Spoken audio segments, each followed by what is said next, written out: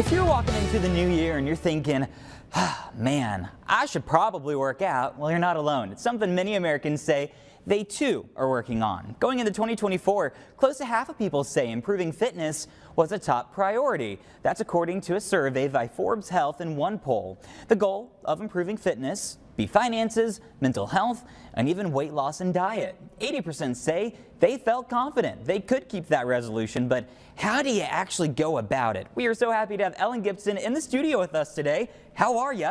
I'm doing great, thank you. Yeah, and thank you for taking the time to be here. To anybody who may not know you, can you let them know what you do? Yes, I'm Ellen Gibson. I'm a registered dietitian and I'm a group fitness instructor. I've been teaching classes in the community for about 15 years. Yeah, and this is something that I think you see nearly every single New Year's is folks being like, okay, let's do this thing, let's build the muscle. Right, and then we miss them in a few months when they're gone. So let's say somebody is wanting to maybe try again. What are some tips and tricks, there we go, to really just stay true to it? Yeah, absolutely. I think one of the main things that you can do is really start small and be realistic. Look at your schedule and think of what can you even set a minimum goal. So my recommendations are to, if you're not currently actively exercising, is to pick one day a week that you're going to commit to, and I can at minimum get that one. Maintain that for 3 or 4 months and then add a second day of exercise. All right, so then you're at 3 months, you got 2 days a week you're actively working out. By 9 months you're at 3 days a week, and then you're meeting those recommendation goals for 3 50-minute sessions of exercise by the end of the year. So think of it not as January to February goals.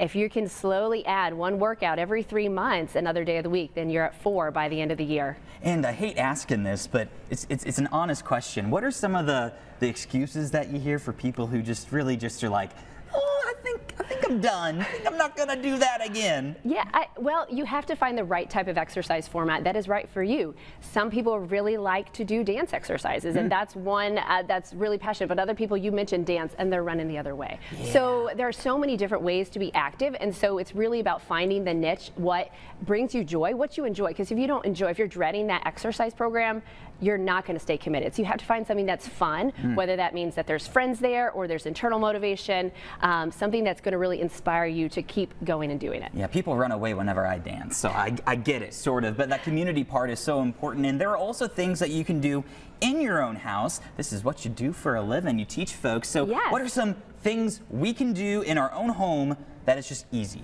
Easy to start your workouts. Absolutely. So I put together a short workout that I'm going to demo for you today. Hyped. So it's going to be 2026. So we're going to do 6 foundational exercise motions that are going to incorporate the whole body in their training. Yeah. All right. So we have 6 exercises. I want you to do them in sets of 12. Okay. 12 months in the year, and you do sets of 12 in 12 minutes. So you repeat this process as many times as possible. It's called an AMRAP. Okay. As many rounds as possible in 12 minutes. 12 reps. All right, so we're going to do some exercises. Okay, let's start it.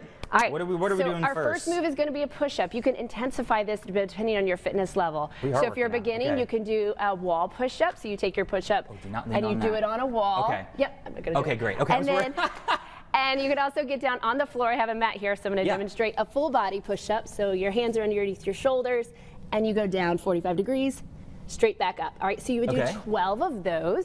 So there's a push-up first. And then our second move is going to be a tricep dip, actually. So you could do this on a kitchen chair. Okay. You take your wrist towards yourself, you bend your elbows down, bring your bottom down, and then extend, all right? Okay. So this is a tricep dip. So if you're in your kitchen, you could do this off of a chair. Yeah. An alternating reverse lunge. You could have dumbbells in your hands, you could hold your gallons of milk, and you do alternating step back lunges. Oh, yeah, that fell. Yeah. That'll tell you. All right, we're going to focus on our glutes. And then a basic squat. So as you add intensity, you could just bend your hips back, down and up. If you want to add intensity, you could, again, hold weights. You could jump that squat. I'll let you do that. All right. Okay. All right, so that is how many? 4. All right, let's get back down to core. Okay. So we've done chest, we've done triceps, we've done legs, we've done glutes. Okay. And now we're going to do a core move. So this is called dead bug. So you alternate. You get your knees up, and you alternate the opposite hand and leg drop. Yeah. This is called a dead bug. I'm going to let you do that one. It's a deep core motion. So you just Pretty much that. I feel like I'm running. So your opposite hand and leg, Yeah. kind of like a bicycle. This so hurts. really keeping the core Ugh. engaged nice and flat. And then the last one we would add for our number 6, it would be a cardio component. Okay. So whether you are a walker or a runner, but a real quick one that we're going to do is the out, out, in, like a Okay. little football sprint. Out, Okay. out, in. I think And this if- is what the Heartland sees every day. Yeah. Yes. So if you're basic, you would take this to a single leg tap as you work on your intensity. Okay. So there's 6 exercises. You would repeat that as many times as possible. You just go in back that and 12 forth, minutes. back and forth Yep. between all the different 12 exercises. push-ups, 12 lunges, 12 squats, Woo. 12 dead bugs.